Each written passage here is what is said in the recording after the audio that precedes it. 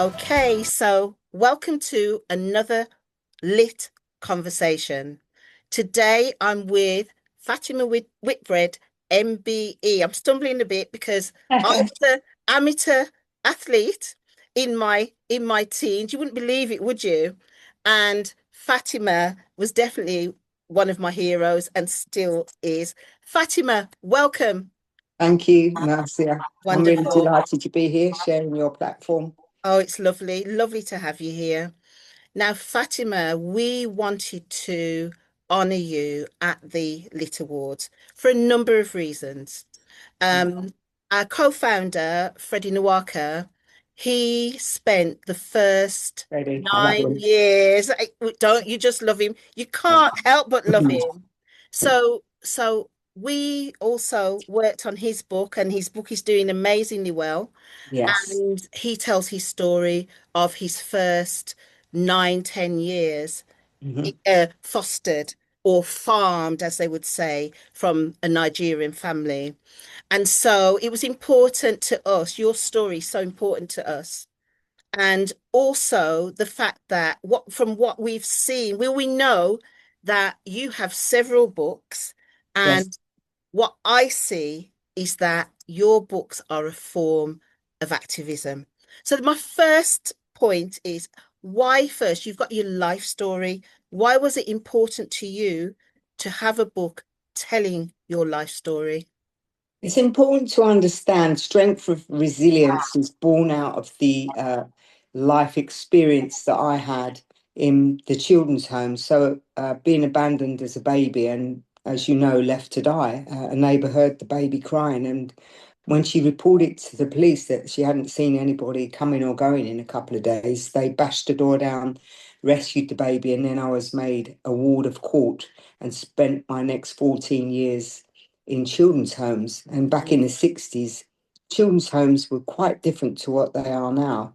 In some Mm, respects, it hasn't moved on. And in other respects, there is a lot of good, tireless work goes on out there. But because it's all in silos, it doesn't really serve the purpose it should. So hence why I launched Fatima's UK campaign, which fights for the rights of amplifying children's voices where decisions are being made, policy changes at government level, and mhm, also to improve the life outcomes for children and young people in the care system. Because I truly believe no child, I mean, it's a birthright for me to think that every child should have a safe and happy childhood.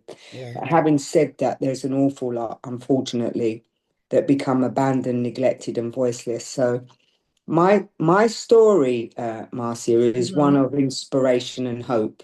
Okay.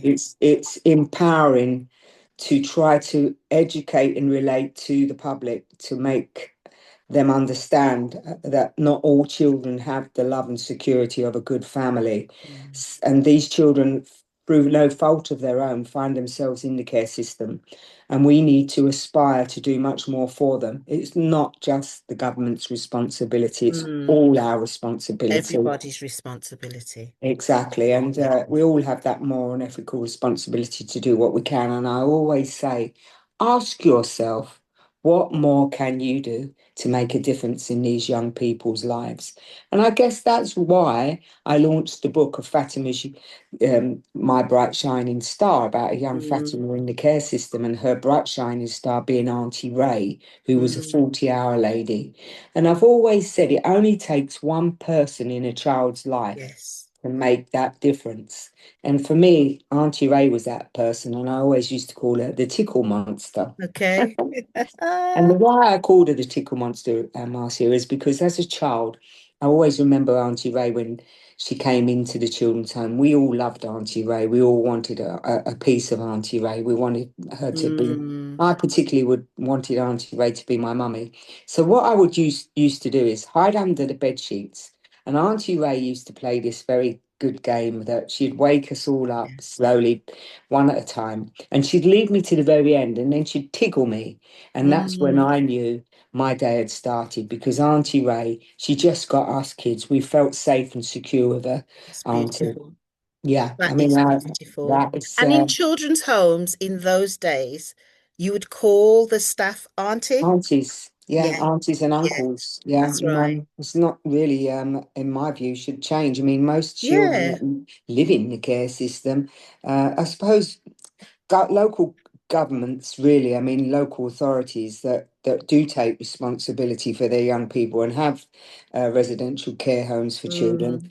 Mm, Most of these are aunties and uncles, I would have thought, but whether they've changed that by name in terms of calling them by their name, I don't know. But when you think about it, these children need that need a right. family. Yes, they need Yeah. somebody in that role that would fulfill their emotional needs and Mm, be there for them so they feel safe and secure and they feel seen because ultimately, there's a very tough world out there and huge challenges for our youngsters today. yes. Right, Fatima. So you achieved, you have achieved success as an athlete. You're someone that I watched on television all the time and admired and wanted to aspire to. Mhm. So why didn't you just get on with your life and forget about all of that? You could say that, out of pain you can produce power because Yes.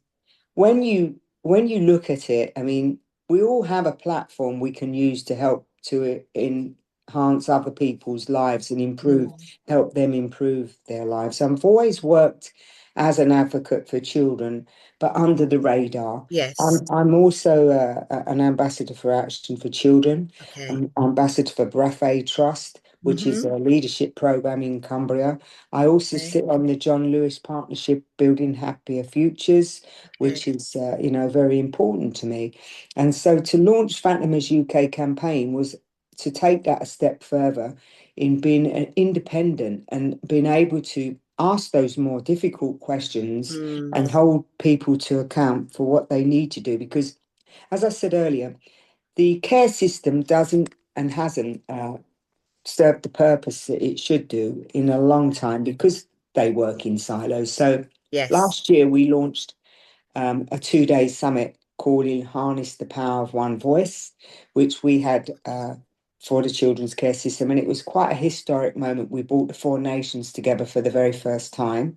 And Okay. we had 110 contributors, 900 stakeholders that represented the care system from housing, homelessness, county Excellent. lines, probation, power of arts, Mm, sports and technology, virtual heads of brilliant. schools, social workers, carers, and it's endless. But what the great thing about that, and that was largely to do with sharing good practice and knowledge, Yes, joining the dots together, joined up thinking, that's and important. and that's very important. For the first time ever, I mean, if you go on fatimascampaign.com website, you'll see all the interviews, all the breakout rooms Mm, from the summit. If you didn't get there yourself and you want to know yes. who was there, then you'll also see there's a directorate for the very first time ever of who's who in the world of the United Kingdom where the children's care Children's system care. is concerned.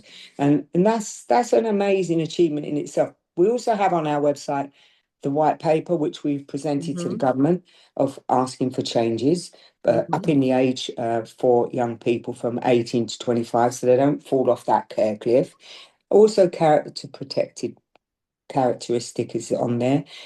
Um, Inclusion for young people Brilliant. from a very young age. And we also have a petition. So if you're thinking about going on my website, sign the petition, get behind Yes, us, and also think about what it is more you can do in your community to help these young people.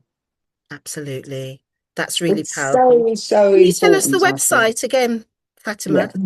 The website is called fatimascampaign.com, all one word, Excellent. www.fatimascampaign.com. Okay.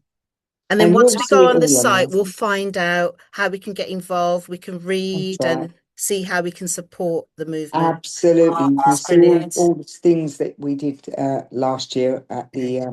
the summit, and also moving forward from the summit, Marcia, what we're doing Mm. now, which is an amazing Hmm. success from the summit, we built upon that because the idea was to eradicate silos, bring Yes. collaboration and partnerships, and also amplify the children's voices where ministers are making decisions about them. So giving them that platform, the young people were there too.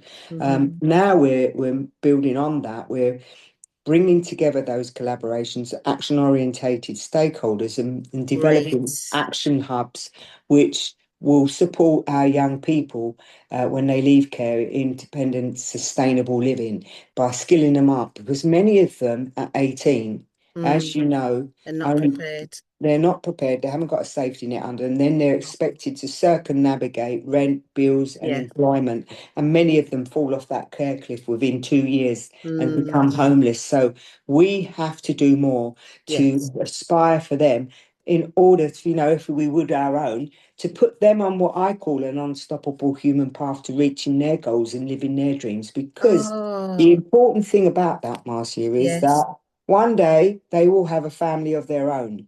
And we do not want history repeating Repeating itself. itself. And And we've it's got to about think about that, breaking that cycle. breaking the It's cycle, about future building a generations. really, exactly, and building a really, really solid foundation Foundation. And into it's your a children. sustainable, reputable model which we're building. And Mm. we have already got over 20 action hubs signed up. We Okay. have the Children's Minister, Josh McAllister, that has given a Excellent. certificate of endorsement for us.